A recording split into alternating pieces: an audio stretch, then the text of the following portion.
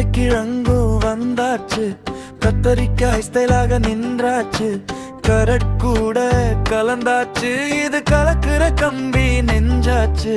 வெங்காய தாளம் கொடுத்து லீக்ஸ் ரீதம் எடுத்து பச்சை மிளகாய் ஸ்பின் கொடுத்து எல்லாம் சீன் போடுது.